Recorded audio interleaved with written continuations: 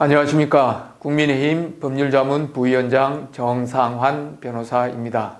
이번 시간에는 지난번에 이어서 백현동 사건 고발 사건의 세 번째 주요한 혐의 내용인 이재명 전 지사의 위정혐의, 국회에서의 위정혐의에 대해서 말씀을 드리도록 하겠습니다. 이재명 전 지사는 국회에 출석해서 이 사건 토지의 용도를 자연 녹지에서 4단계나 올려준 경위에 대해서 이렇게 이야기했습니다. 내가 올려주고 싶어서 올려준 것이 아니다. 특별법에 의해서 올려주도록 되어 있었고, 두 번째로 국토부에서 올려주지 않으면 직무유기로 고발해서 처벌하겠다. 이렇게 협박을 했기 때문에 할 수 없이 용도 변경을 해준 것이다. 이렇게 증언을 했습니다.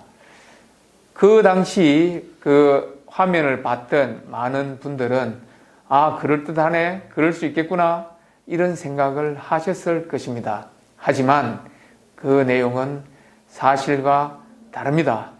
왜 다른지 설명을 드리도록 하겠습니다.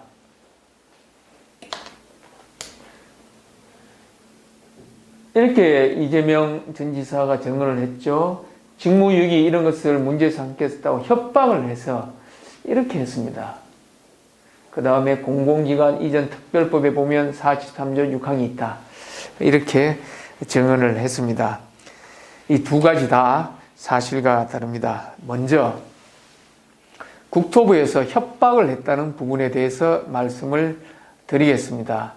지난번에 설명을 드린 바와 같이 한국식품연구원에서는 성남시에 용도 변경을 2단계 해달라고 여러 차례 간청을 했습니다마는 성남시는 눈도 깜짝하지 않았습니다.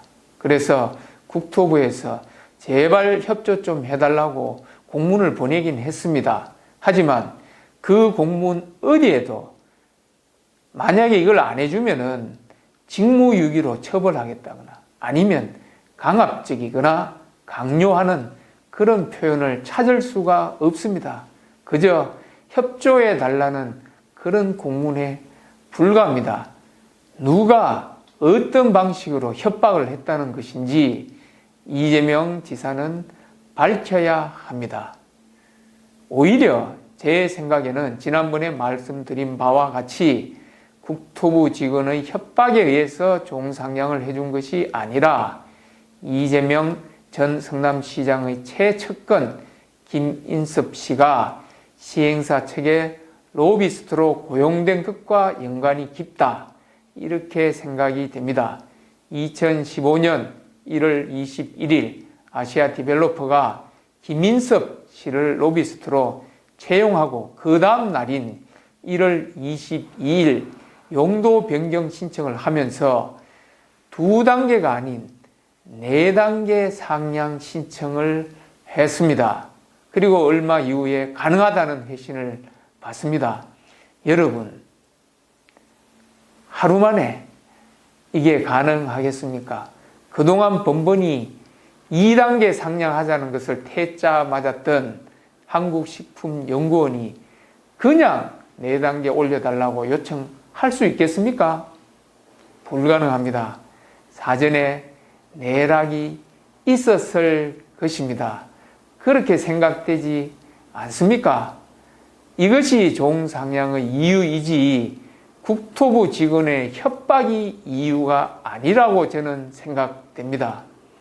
두 번째로 이재명 전 지사는 특별법에 의해서 어쩔 수 없이 종상향을 해주었다. 이렇게 증언을 했습니다. 그 특별법이 혁신도시 조성 및 발전에 관한 특별법 43조 6항입니다.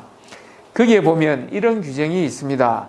종전 부동산이 불규칙해서 토지 이용의 효율성이 현저히 저해되거나 도로, 상하수도 기반 시설을 설치할 필요가 있을 경우에 국토부의 반영 요구가 있으면 지자체장은 이를 반영해야 한다. 이런 규정이 43조 6항에 있습니다. 하지만 이 사건 부지 경우에는 거기에 전혀 해당하지도 않습니다. 토지 이용의 효율성이 현저히 제외되지도 않고 도로 상하수도 기반 시설의 설치 필요도 없었습니다. 뿐만 아니라 국토부의 반영 요구 자체도 없었습니다. 전혀 이 조항과 해당 사항이 없음에도 불구하고 억지로 이 조항을 끌어붙인 것이다. 이렇게 생각이 됩니다. 앞으로 경찰에서 과연 이 전 지사가 아니면은 시청의 다른 공무원이 협박을 받아서 어쩔 수 없이 종상향을 해주었는지 아니면 다른 이유로 가령 김인섭 씨의 어떤 로비 때문에 했는지 그에 대해서 철저히 수사할 것을 촉구합니다. 감사합니다.